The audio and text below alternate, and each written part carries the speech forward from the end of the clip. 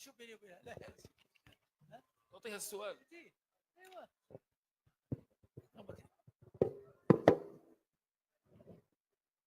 اي سؤال.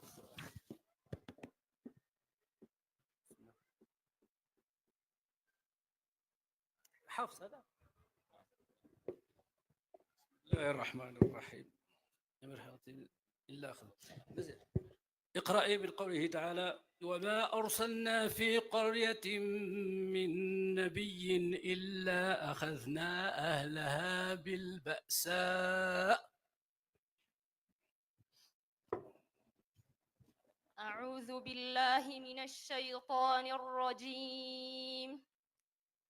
وما أرسلنا في قرية من نبي إلا أخذنا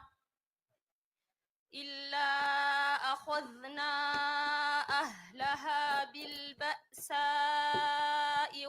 والضراء لعلهم يضرعون فلولا إذ جاءهم بأسنا تضرعوا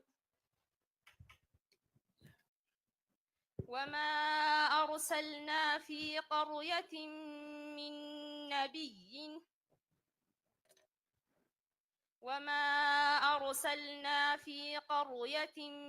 من نبي إلا أخذنا أهلها بالبأساء والضراء لعلهم يضرعون ثم بدلنا مكان السيئة الحسنة حتى عفوا وقالوا تعيد فقط تعيد ثم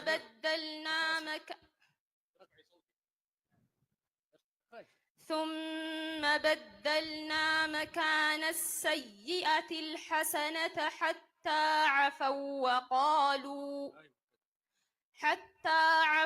وقالوا قد مس آباءنا الضراء والسراء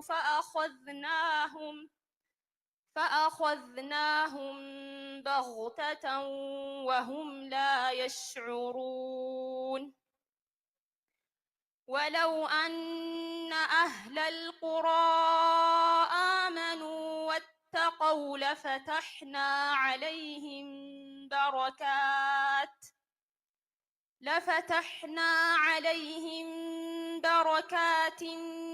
من السماء والأرض ولكن كذبوا فأخذناهم بما كانوا يكسبون أفأمن أهل القرى أن يأتيهم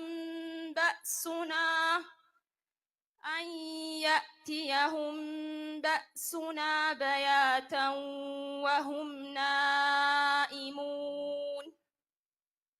أفأمن أهل القرى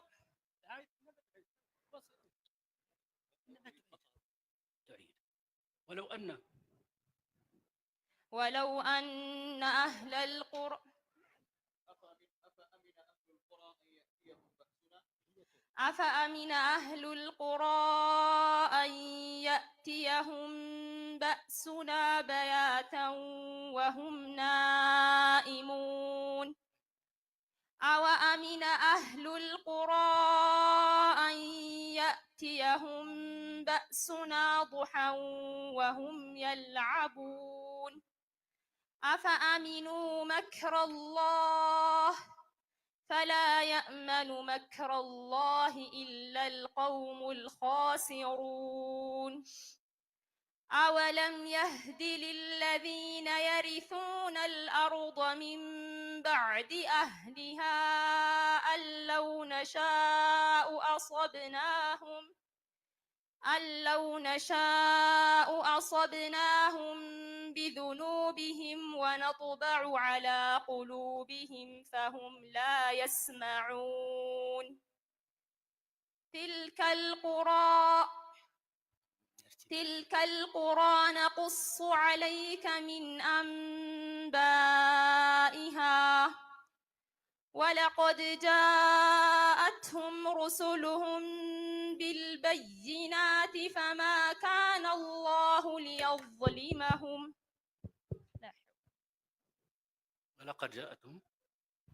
ولقد جاءتهم رسلهم بالبينات فما كانوا ليؤمنوا بما كذبوا من قبل كذلك يطبع الله على قلوب الكافرين وما وجدنا لأكثرهم من عهد وإن وجدنا أكثرهم لفاسقين. حسبك. السؤال الثاني: واضرب لهم مثل الرجلين. أعوذ بالله من الشيطان الرجيم. واضرب لهم مثل الرجلين الكهف. واضرب لهم مثل الرجلين جعلنا لأحدهما جنتين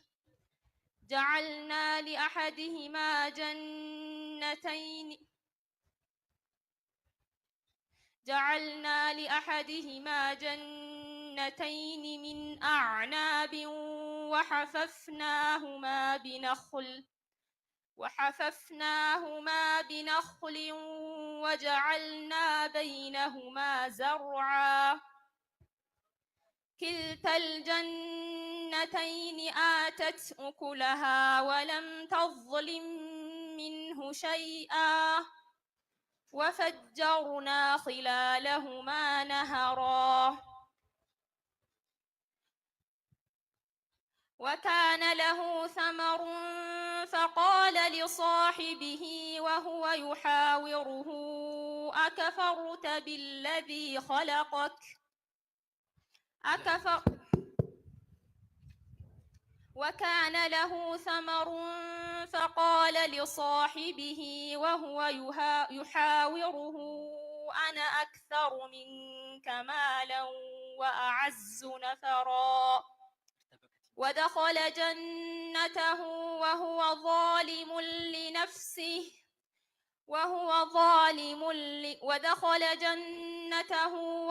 ظالم لنفسه قال ما أظن أن تبيد هذه أبدا وما أظن الساعة قائمة ولئن رددت إلى ربي لأجدن خيرا منها منقلبا. قال له صاحبه وهو يحاوره أكفرت بالذي خلقك من تراب ثم من نطفة ثم سواك رجلا لكن هو الله ربي ولا أشرك بربي أحدا. ولولا إذ دخلت جنتك قلت ما شاء الله لا قوة إلا بالله إن ترني أنا أقل منك مالا وولدا فعسى ربي أن يؤتيني خيرا من جنتك ويرسل عليها حسبانا من السماء فتصبح صعيدا زلقا أو يصبح ماؤها غورا فلن تستطيع له طلبا. وأحيط بثمره فأصبح يقلب كفيه على ما أنفق فيها وهي خاوية على عروشها ويقول يا ليتني لم أشرك بربي أحدا ولم تكن له فئة ينصرونه من دون الله وما كان منتصرا هنالك الولاية لله الحق هو خير ثوابا وخير عقبا. أحسنت. السؤال الثالث: ولو بسط الله الرزق لعباده لبغوا في الأرض. أعوذ بالله من الشيطان الرجيم. ولو بسط الله الرزق لعباده لبغوا في الأرض ولكن ينزل بقدر ما يشاء إنه بعباده خبير بصير وهو الذي ينزل الغيث من بعد ما قنطوا وينشر رحمته وهو الولي الحميد. ومن آياته خلق السماوات والأرض وما بث فيهما من دابة وهو على جمعهم إذا يشاء قدير. وما أصابكم من مصيبة فبما كسبت أيديكم ويعفو عن كثير. وما أنتم بمعجزين في الأرض وما لكم من دون الله من ولي ولا نصير. ومن آياته الجوار في البحر كالأعلام إن يشأ يسكن الريح فيظللن رواكد على ظهره إن في ذلك لآيات لكل صبار شكور. أو يوبقهن بما كسبوا ويعفو عن كثير. ويعلم الذين يجادلون في آياتنا ما لهم من محيص. فما أوتيتم من شيء فمتاع الحياة الدنيا وما عند الله خير وأبقى للذين آمنوا وعلى ربهم يتوكلون. والذين يجتنبون كبائر الإثم والفواحش وإذا ما غضبوا هم يغفرون. والذين استجابوا لربهم وأقاموا الصلاة وأمرهم شورى بينهم ومما رزقناهم ينفقون. والذين إذا أصابهم البغي هم ينتصرون. وجزاء سيئة سيئة مثلها فمن عفا وأصلح فأجره على الله إنه لا يحب الظالمين. فتح الله عليك.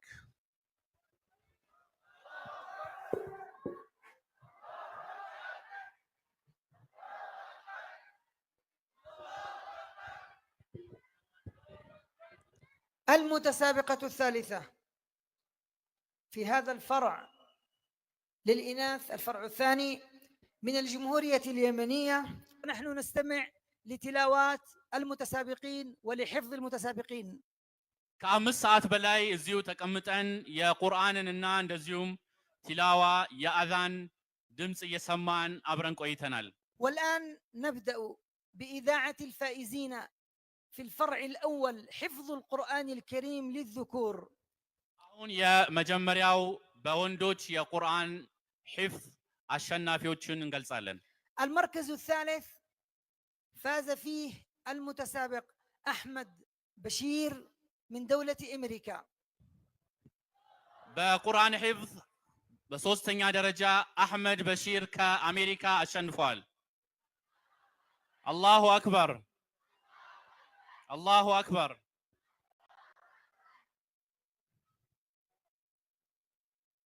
أما صاحب المركز الثاني فهو يوسف عاشير من دولة قطر. በሁለተኛ ደረጃ ዩሱፍ ዓሺር ከኳታር። አላሁ አክበር። وصاحب المركز الأول لهذه الدورة في فرع حفظ القرآن الكريم للذكور من دولة ليبيا محمد فؤاد قهواجي. አንደኛ የወጣው ከሊቢያ ሙሐመድ ቀህዋጂ ይባላል። ከሊቢያ አንደኛ ደረጃ ወጣው። አላሁ አክበር አላሁ አክበር አላሁ አክበር።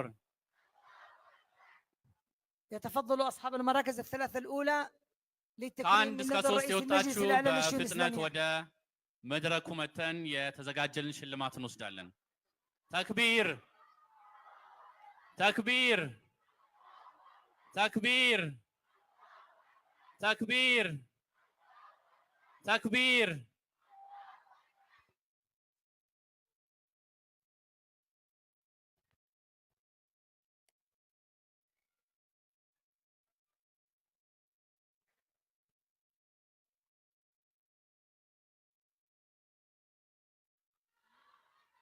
تكبير تكبير.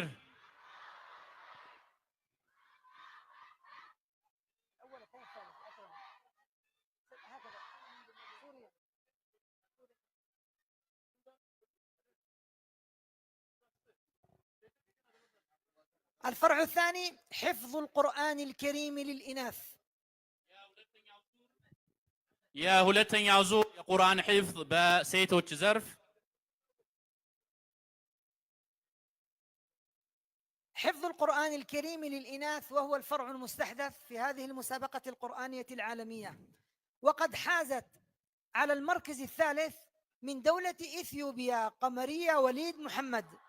ሶስተኛ ደረጃ ከኢትዮጵያ ቀመርያ ሶስተኛውን ደረጃ አግኝታለች። አላሁ አክበር አላሁ አክበር።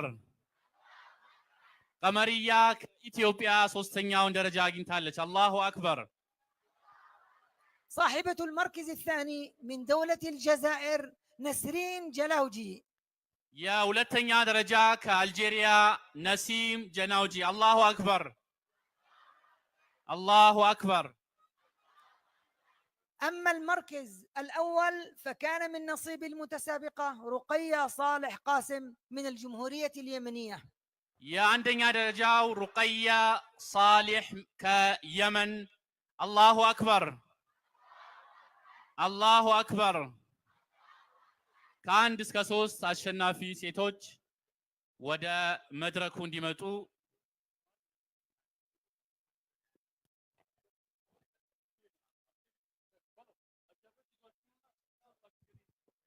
ሴቶቹን አጃቢዎቹ ይዛችሁ መጣችሁ እናንተው ራሳችሁ ሽልማቱን ታበረክታላችሁ።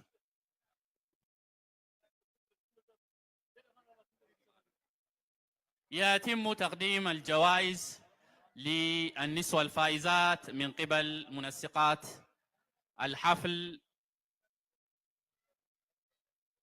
من قبل النسوة المنسقات الحفل أنفسهن.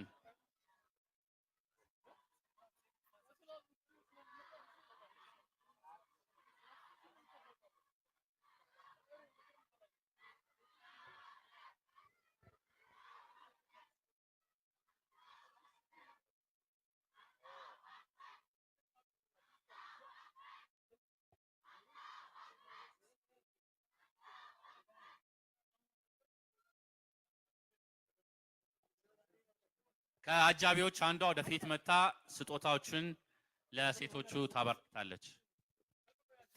أما فرع التلاوة عفوا نبدأ بفرع الأذان. فرع الأذان المتسابق الثالث آدم جبريل من دولة إثيوبيا. በአዛን ውድድር ላይ ሶስተኛ ደረጃ የያዘው አደም ጅብሪል ከኢትዮጵያ። ተክቢር ተክቢር ተክቢር። المركز الثاني عمر دوران من جمهورية تركيا. የሁለተኛ ደረጃ ዑመር ዶራን ከቱርኪያ። ተክቢር تكبير. أما صاحب المركز الأول في فرع الأذان محمد أردشيان أبو بكر من جمهورية إندونيسيا. يا مجمرة درجاو يا أذان وددر كإندونيسيا محمد أبو بكر. تكبير تكبير. بأذان زرف لا شنافيوج بفتنة ودا مدركون ديماتولن.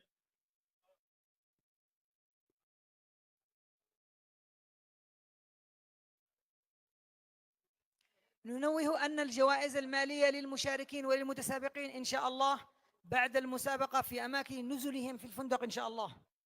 يا ገንዘብ ሽልማቱ ለተወዳዳሪዎች በአጠቃላይ ለአሸናፊዎች በየሆቴል ባረፉበት ሆቴል ይሰጣቸዋል። يتم توزيع الجوائز المالية للفائزين من كافة الفروع في أماكن نزولهم. فرع التلاوة صاحب المركز الثالث أمجد غمدان من الجمهورية اليمنية. بتلاوة زرف أمجد غمدان كيمن ሶስተኛ درجة شنفال. تكبير. صاحب المركز الثاني كرار ليث من جمهورية العراق. يا ولتنيا درجة شنافي بتلاوة لاي كرار ليث كعراق. تكبير.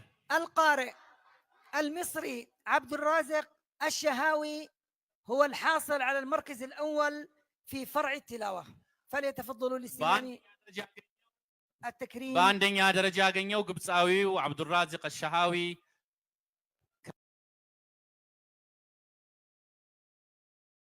ከግብጽ ነው። ሶስቱንም አሸናፊዎች ወደ መድረክ። ተክቢር ተክቢር።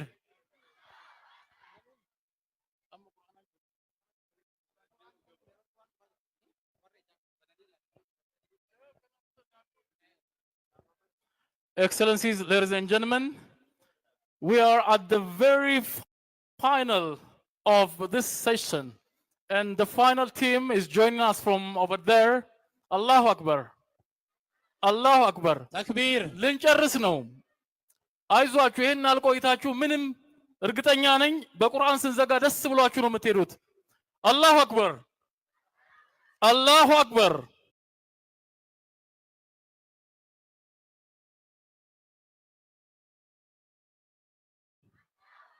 አላሁ አክበር። አመሰግናለሁ። Excellency, ladies and gentlemen, and ambassadors sitting over there, I'm sure you've enjoyed it, and thank you for your patience as well. Thank you. ተሸላሚዎቹም በአጠቃላይ የሚሸልሙልን ክብር እንግዶቹ በመጨረሻ ላይ በአጠቃላይ ፎቶ እንነሳለን። እዚሁ ይቆያሉ።